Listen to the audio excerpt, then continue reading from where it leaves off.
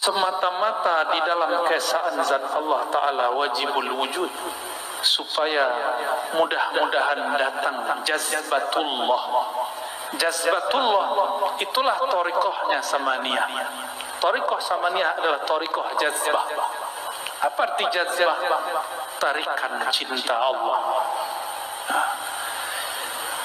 Apa yang kemudian membuat orang-orang tarekat Samaniyah terjaga? Kok masih kelihatan berakal sehat?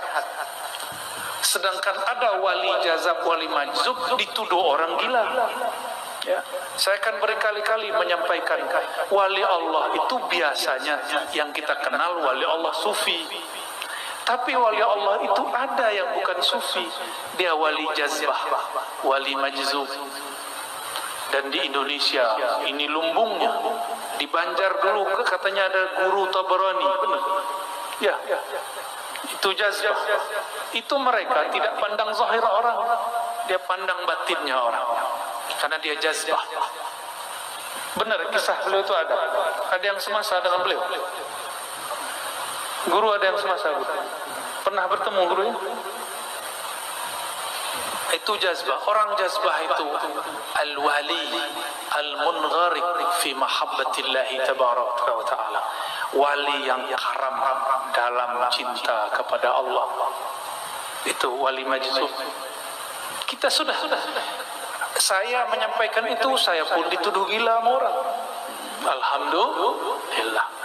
Di kitab ada satu lagi, wali malamatiyah. Apa ciri-ciri wali malamatiyah? Semakin dia tinggi makom kewaliannya, semakin dihujat oleh orang. Dituduh penyihir lah, dituduh nasabnya tidak benar lah, dituduh halu lah, dituduh anti syariat lah, dituduh macam-macam. Kalau tidak ada tuduhan, bukan malamatiyah. Jadi selama masih ada yang mencaci maki, bahkan mungkin di antara antum ini ada yang mencaci makinya, berarti sahihlah ungkapan wali malamatiyah. Maka saya tidak marah kalau saya menyebut wali malamatiyah masih ada, tapi itu tidak banyak. Kita sebutkan dulu, ada namanya Qutaib Alban. Qutaib Alban guru dari Syekh Abdul Qadir Al-Jailani, murid dari Syekh Abdul Qadir, guru dari Salahuddin Al-Ayyubi. Beliau menzahirkan tidak pakai syariat di depan orang, tapi beliau tidak anti syariat, itu bedakan. Kalau ada orang mabuk, kita kafirkan atau kita sebut dia pemaksiat? Ada orang kita ke masjid tapi dia tidak sholat, kita kafirkan atau kita katakan dia fasik? Qutaib Alban uji seorang qadhi, imam di tempatnya. Dia si qadhi masuk masjid, dia tidak sholat, dia di depan masjid. Ya.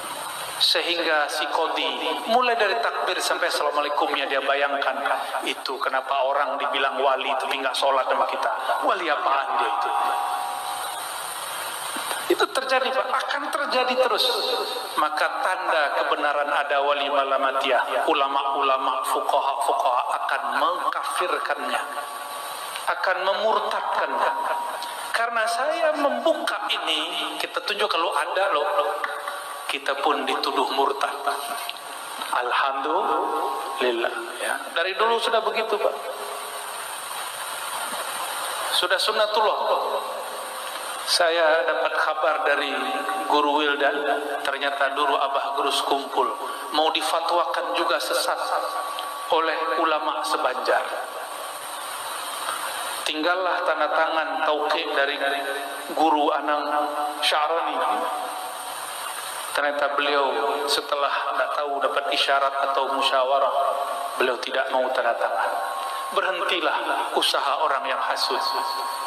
Jadi dulu yang anti ke ulama juga ulama, yang anti dengan torikot orang torikot juga nanti, yang anti kitab ini orang bisa baca kitab juga, orang yang ngaku nanti pewaris ilmu Syekh Datuk Kalampayan juga, siap-siap guru dituduh sesat.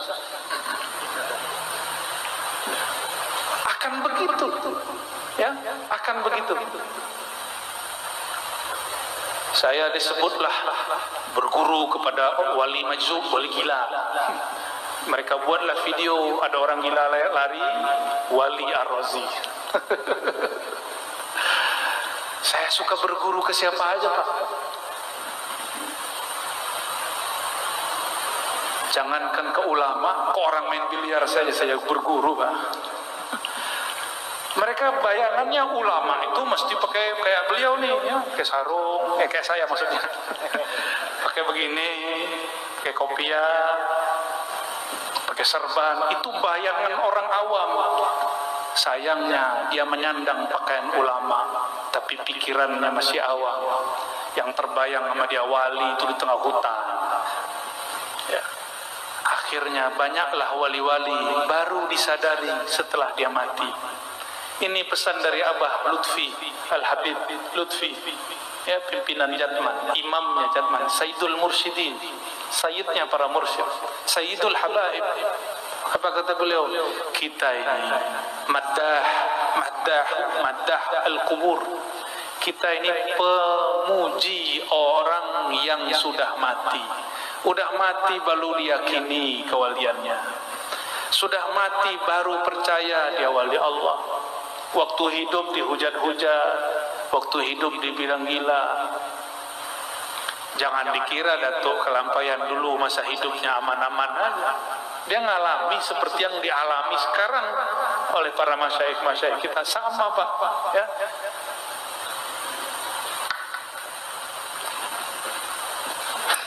Supaya mudah-mudahan datang jazbahnya Allah.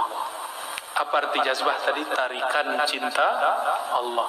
Itulah sebabnya kenapa orang jazbah senang berteriak lagi zikir Allah, gitu. Itu jazbah.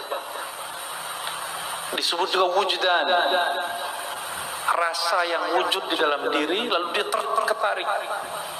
Bahkan dulu masyaikh kami pingsan guru. Kalau ngaji begini pingsan. Ya, tidak jarang juga yang berteriak. Ya.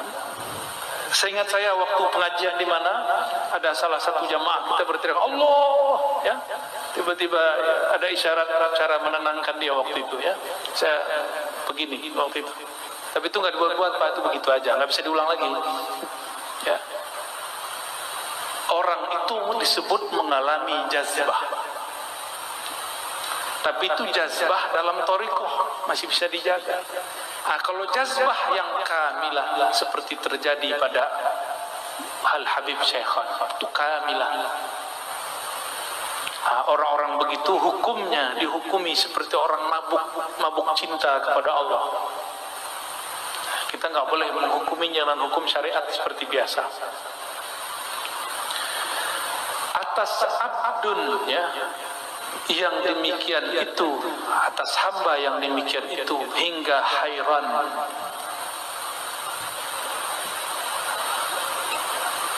Ya, setelahnya bacanya apa guru? Lemahlah, ya. Hairan itu bahasa Arab, hairan itu bahasa Arab. Hairan itu salah satu ahwal yang terjadi pada sufi. Imam Ibn Arabi awal nulis kitab Al-Futuhat Al-Makkiyah memulainya dengan bab hairan. Bab hairan itu seperti ini. Kita kalau sholat, jika tidak diizinkan Allah, mampukah kita sholat? Enggak, ya? Makanya ketika ada hayya 'alas sholat, jawabannya berarti tidak sanggup aku ruku dan sujud kecuali dengan izin Allah. Oke?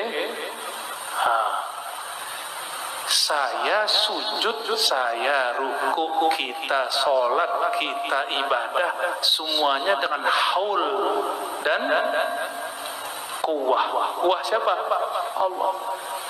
Berarti yang menyembah siapa?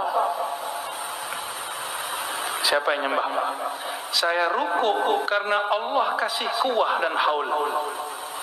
Saya sujud, saya baca takbir karena Allah mengizinkan membantu.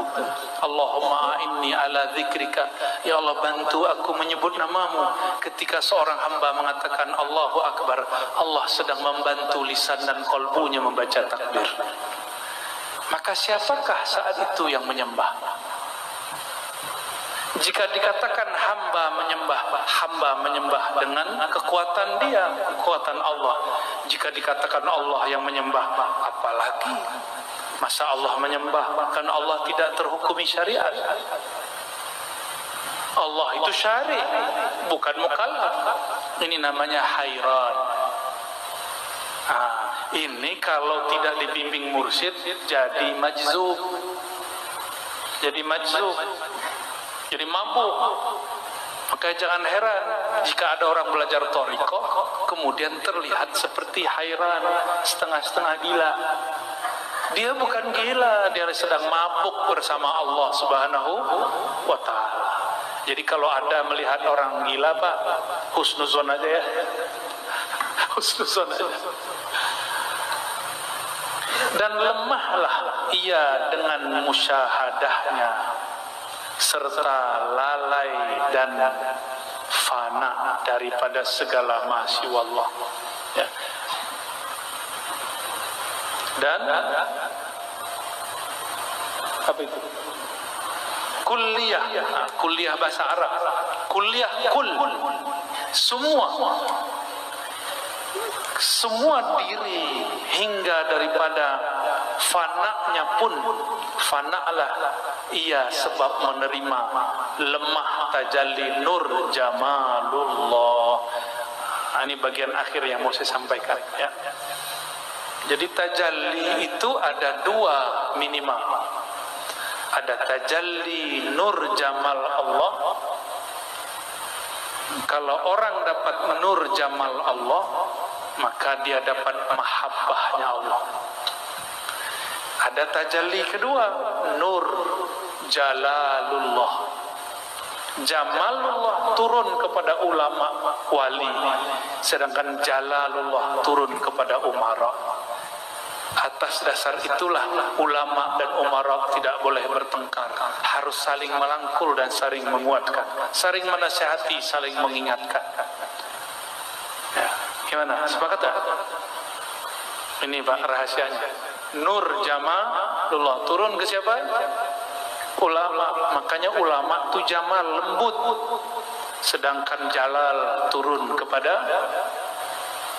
umara. Dia ulama juga umara, tergabung dalam dirinya jalal dan jamalnya Allah Subhanahu wa ta'ala. Jamal ini penciriannya rahmah, kasih sayang kepada makhluk. Dia tegas dalam sayangnya. Kalau yang karam dalam jalalullah, dia sayang dalam kerasnya. Umara harus tegas, tegasnya karena sayang. Ulama harus lembut, dalam lembutnya dia tegas. Dulu Sayyidina Utsman ulama bukan? Dia lembut, hatta dengan istrinya dia sangat lembut. Makanya Nabi mengatakan ketika putri keduanya wafat, putri pertama, kedua istrinya Utsman, apa kata beliau? Seandainya aku punya putri lagi, aku akan nikahkan kepada engkau. Karena seorang ayah hanya senang melepas putrinya kepada laki-laki yang lembut secara tutur kata dan sikap. Benar guru ya? Ya. Ketika beliau menjadi seorang khalifah, beliau harus tegas. Maka beliau menginisiasi, menetapkan mesti buat tulis Al-Quran. Ditulislah 6 Al-Quran, 6 mushaf. Di saat itu mushaf-mushaf sahabat mesti dilenyapkan, dikumpulkan semua mushaf yang tersebar, dikubur di antara mimbar dan kubur hijr Nabi SAW, hujrah Nabi SAW. Jadi antara mimbar Nabi, Raudhah dan makbarah Nabi, itu di bawahnya ada kuburan mushaf dulu. Makanya saya nggak berani lama-lama menginjak. Jadi kalau ada pintu di situ, saya sebenarnya nggak berani lewat, kecuali darurat. Karena di bawahnya dulu ada mushaf para sahabat. Utsman saat itu didemo oleh orang Mesir, dibuat isu Utsman telah menghina, Utsman telah menghancurkan agama, Utsman semuanya. Lalu beliau kemudian menegaskan, tidak, saya tidak bermaksud seperti yang kalian maksud. berkah ketegasan Sayyidina Utsman. Kita merasakan kasih sayangnya. Hari ini kita bisa baca Qur'annya lewat mushaf, dan setelah ini pun saya insya Allah akan dibawa melihat Qur'an mushaf yang dulu ditulis oleh Datuk Kalampayan. Insya Allah ya. Sampai di situ dululah ya. Tolong ditandai halaman 8. Insya Allah nanti kalau kita beruntung, kalau Allah takdirkan ada talqinnya, tapi syaratnya satu, nanti sebelum masuk masjid di rumahnya mandi dulu ya, atau minimal bersuci dengan sesuci-sucinya, barulah sah boleh di talqin. Nah, talqinnya nanti ada 2, ada zikir keras, ada zikir lembut. Yang dikatalkinkan nanti mungkin dua-duanya, atau wallahu a'lam bissawab. Semoga Allah ridhoi majlis ini. Semoga siapapun yang mendengarkan, baik jauh ataupun dekat, yang di hadapan, di kiri kanan ataupun di alam lain, di alam maya ya, semoga Allah rahmatinya, kolbunya, Allah sinari ruhnya, Allah berikan cinta kepadanya, Allah berikan husnuzan kepada makhluk-makhluknya, Allah berikan husnul khotimah di akhir hayatnya. Allahumma rahmanir rahim ya karim ya azim, salli ala Sayyidina Muhammad. Ya Allah, sampaikan salam kami, rindu kami, cinta kami kepada ruhaniyah Rasulullah sallallahu alaihi wasallam. Assalatu wassalamu alaika ya abati ya baruhi ya Rasulullah. Salam atas engkau wahai ayahanda ruh kami. Salam atas engkau wahai ayahanda ruhani kami. Allahumma salli ala Sayyidina Muhammadin al-Fatih lima ughliq wal khatim lima sabaq nasiril haqqi bil haqqi wal hadi ila siratikal mustaqim wa ala alihi haqqa qadrihi wa miqdarihi al-azim. Allahumma ya Ghaffar ya Ghafur ighfir lana dzunubana. Ya Allah yang Maha Pengampun, yang Maha mengetahui semua aib kami, semua dosa-dosa kami, semua khilaf kami, semua masa lalu kami, semua kegelapan dalam hidup kami. Engkau ya Allah Maha tahu, Engkau Maha mengerti ya Allah. Kemanapun kami bersembunyi, kemanapun kami lari, Engkau pasti mengetahui aib-aib kami. Maka ya Allah, dengan rahmat-Mu, fasturna bisitrikal jamil, maka tutupilah aib kami di hadapan-Mu, sehingga Engkau tidak memandangnya lagi, begitu juga makhluk-Mu tidak memandangnya lagi. Wa zayyinna bijamalika wa jalalik. Lalu ya Allah, sinarilah kami, hiasilah kami, penulihalah kalbu kami dengan cahaya kasih sayang keindahan-Mu ya Allah. Allahumma ya Allah, kalbu ini sering lalai mengingat Engkau. Ya Allah, kalbu ini sering sombong dengan ilmu yang sedikit, dengan pengetahuan yang belum seberapa. Ya Allah, diri ini sering merasa suci meskipun ibadah belum tahu diterima. Ampunkan kami malam ini ya Allah. Ampunkan setiap nafas yang naik dan keluar. Ampunkan setiap gerak maju mundur. Ampunkan setiap yang kami lakukan. Ampunkan pandangan yang memandang kepada yang haram. Ampunkan telinga yang mendengarkan gunjingan aib orang. Ampunkan tangan dan kaki yang memegang melangkah kepada yang haram. Ampunkan kehormatan kemaluan kami yang tidak kami tempatkan kepada apa yang Engkau hendak ridhai. Ampunkan kalbu kami, ampunkan ruhani kami, ampunkan ya Allah yang Maha Pengampun. Rabbana atina fid dunya hasanah wa fil akhirati hasanah wa qina adzabannar.